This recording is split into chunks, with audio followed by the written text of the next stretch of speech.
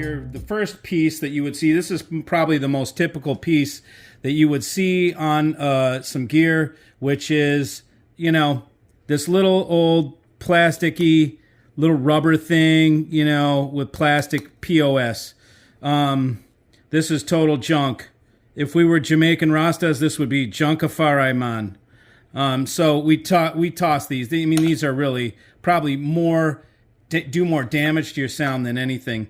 Okay, if you're lucky, you get something a little more intense like this. That's a rubber, you know, a real like industrial level rubber little foot. Okay. Then, you know, some genius came up with this silly thing. It's even got a patent. It's called a vibrapod. You know, I don't even know what they charge for these things, but it's just another spongy ass thing that you put on the bottom that makes everything spongy. Now, you know, if your system is too sharp, like 90% of everybody's system out there, this will help dull it. So people end up using these kind of things to tune their rig, which is actually the worst way to tune a rig, because you're band-aiding it. You're not fixing what really the problem is, which is your gear. So it works for a lot of people because they roll off their highs with these kind of things like that, you know. And then people start to get all, you know, crazy with their designs and try other things. Here's something that actually doesn't make sense, but it combines both, you know, brass and a polymer, like some sort of rubber that has, I don't know, it's like a piezo electric or something. There's metallic particles in here. And so you set that down, you set your gear on top of it, or you can invert it underneath your gear. But this one I used and then chucked. Here is another concept. This is carbon fiber. This is a black diamond racing cone. You know, so these are both, they're carbon pieces and carbon fiber, and they go into one another. This goes underneath. This is the sink, like I was talking about. And here's your vibration cone. Cones are good because they act like a venturi. They focus vibrational energy and help to pierce it into the sink. So that's why you see cones, because it takes a broad surface area and focuses that vibration down into the point. So this is a black diamond racing cone. Here is something called a DH cone. This is ceramic. They claim the same ceramic that's used in the nose of the NASA space shuttle, you know. So, you know, people love to tout this kind of thing to fluff and sell their wares. This is a Delrin block. So this is where you put these two together and it deposits, it sinks into the Delrin, which is how this one works. And these definitely bring out more of the this one's kind of in the middle, a little bit better than rubber for sure. This one is a little bit closer to metal. It does give you a little more top end. You might see these things, which are just cheap ass spikes. I mean, these are like cheap speaker spikes. There's really nothing to these. They're steel, some sort of steel. Then you get the guys that really want to try and invent something crazy. You know, there's something like this, which seems to have, I mean, it can't make up its mind, you know, which is what the funny part about something like this is it's got brass in the middle and wood on the outside, stainless steel over here, brass in the middle of wood. So, and then it's got 4 ball bearings inside that are steel, and the steel ball bearings are sitting on a little felt pad in there. So they're not doing what they're supposed to. I mean, I suppose they can adjust for moment. That's what these are for, because there's something called a movement that goes back and forth, which is called moment in physics. And so this will take care of the vibration that is not up and down, but it's you know, horizontal movement. So this will correct or do something for horizontal movement, but it doesn't really transfer any energy through this piece of wood, because, you know, those 4 things that you can see the ring around there, they don't even touch that brass. So it's more of just an idea. It looks cool, you know, and, you know, hey, somebody else has a vibration, because everybody freaking does these things. Everybody has one. I've got my own, you know. Here's another one, someone trying to take it to a higher level, over designing some crazy thing that doesn't even really make sense. Obviously, they understand brass is important, but they've got stainless steel around it.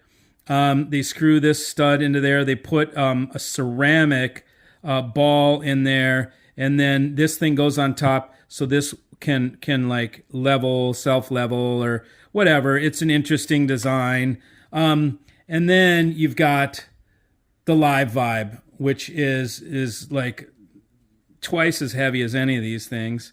And you can see it's a beautifully machined piece. I mean, this is pro level machining. If you're a metal worker and you're watching this, you know what kind of a high level of machining this is right now. It's very high level. Point is like it's a very sharp point.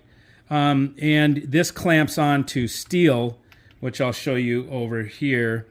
It clamps onto steel right here. This goes on a shelf as the feet. So I'll take you guys over here and we'll go into, I've got it leaning right against here, just to show you kind of, this is, I know there's a little dust on it and all that kind of stuff. Let me zoom out.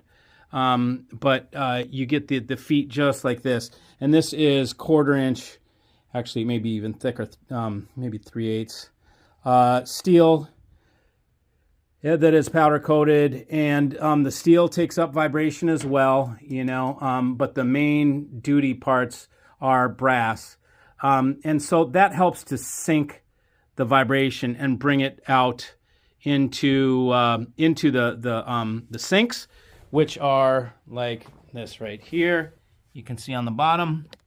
Those are the sinks. So it deposits vibration straight out into the sink, where it resides in the sink, and it can't come back up that tip.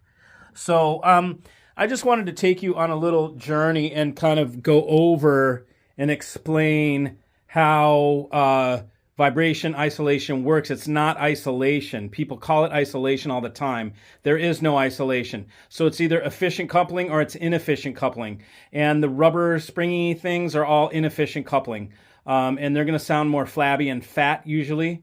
And the rigid things like ceramic or metals are going to bring out a little more of the highs and be quicker and faster and more responsive. And my pick is the Live Vibe. I've tried a bunch of stuff. Like, look at that. Okay, so that's Live Vibe. Here's another brand of big old brass pieces. I've got aluminum cones and spikes. Let's see, I'm going to extend this. These are the ceramic ones. Those are the ones Mikey makes. I make pyramids. They're called Viramids, and they go upside down underneath your gear. And that is a special material that is from the earth, and it absorbs EMI as well. We've got rubber. We've got stainless right here. What else do I have? I've got more black diamond stuff. More. These are like some sort of Japanese wood ball, hardwood in a rubber cup, in a rubber square. Let's see, you know, so I've got a bunch of stuff. These are all fuses. And this whole closet is all tubes. All of this. I got a tube stash like crazy because I collect them. And I don't even use them hardly. Yeah, more stuff in here. So more stuff down there. Anyways, more spikes here. So I've tried them all, and the best ones that I have found are the Live Vibe. I like Live Vibe the best. So anyways, I just thought I would take a second to describe to you guys the difference between isolation and mechanical grounding. Mechanical grounding is really what you want. Isolation is a farce, and it's not helpful. You don't really want your gear, like for instance, if you could levitate your gear like a maglev, and levitate your gear where it's not touching anything, that would be horrible, because the vibration from the transformer is going to stay in the piece. So it's not going to help anything. The only time you want something levitated like that is like for a turntable, so you don't get the needle skipping around and, you know, your freaking stylus tearing off or whatever kind of other liabilities there are with vinyl. But so other than that, you want to mechanically ground your equipment. That's all there is to it, and this is how you do it. And there's other things, other companies that you can use, but Live Vibe is my favorite. So I just wanted to describe the difference in vibration mitigation. You want mechanical coupling really versus isolation, which is just inefficient coupling. So just wanted to make that distinction. Thanks. See you.